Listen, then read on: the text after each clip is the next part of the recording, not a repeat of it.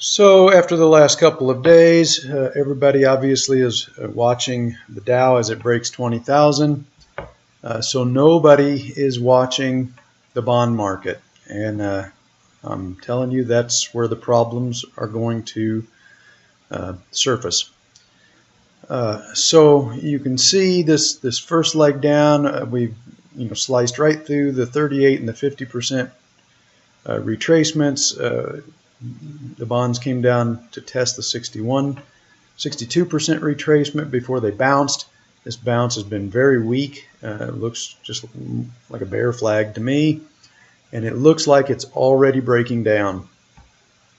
So if this support zone here breaks, then there's just not a lot of support from here down to this previous multi-year cycle low.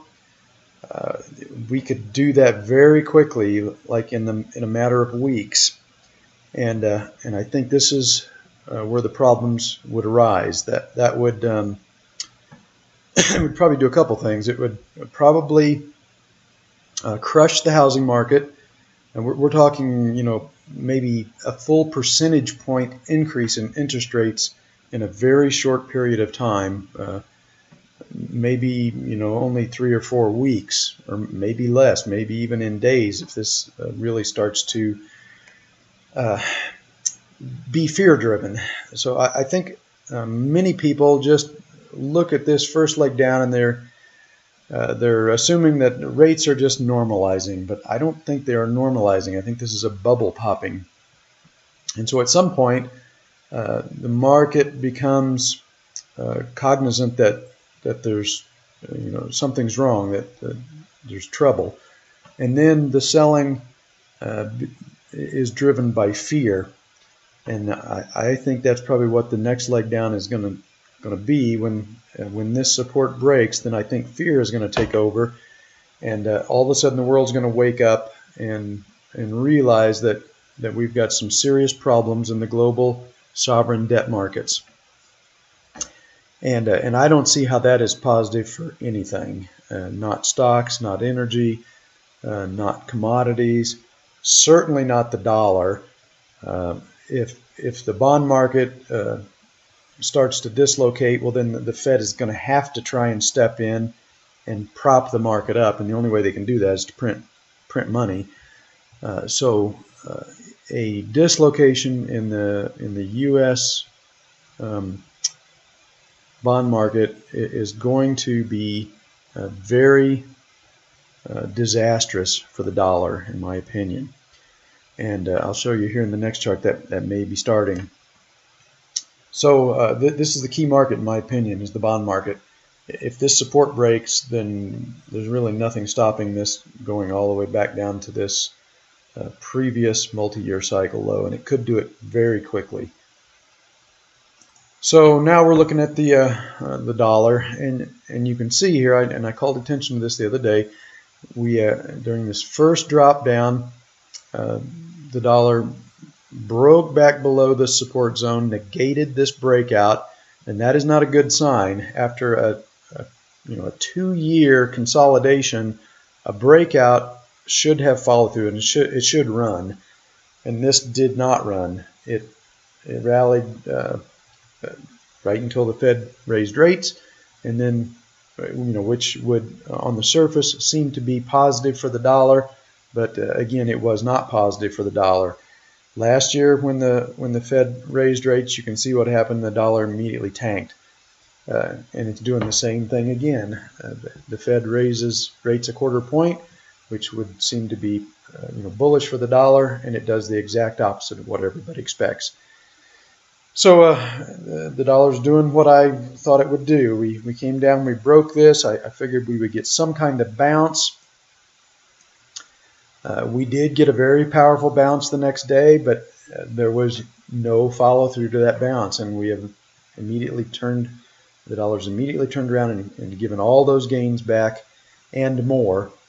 And yesterday it tried to recover that breakout, couldn't do it. Today it tried to recover the breakout, couldn't do it. Actually closed at new lows, and this evening anyway, the dollar is weaker still.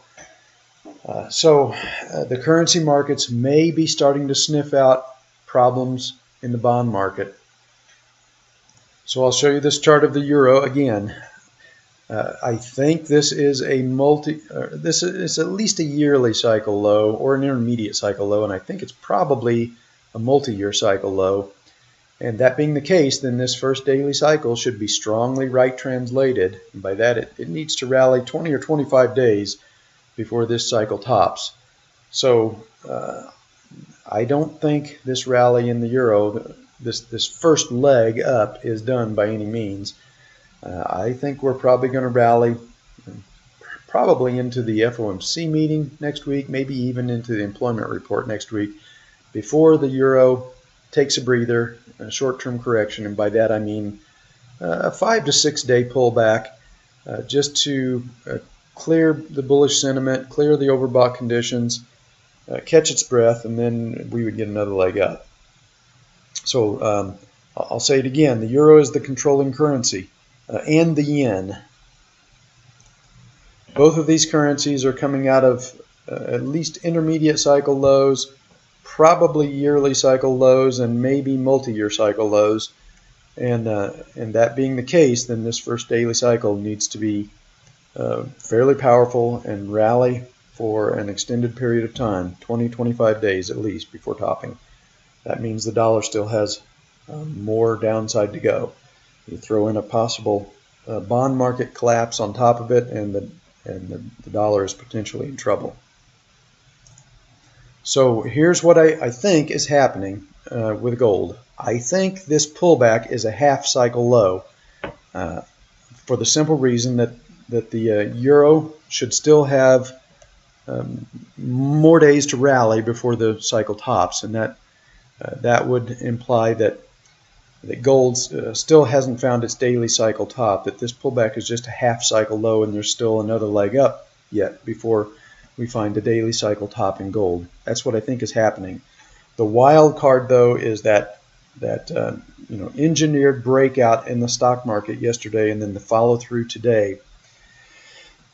As long as traders feel like the stock market is a risk-free trade and it's moving to where they can make some money, there just may not be a lot of incentive to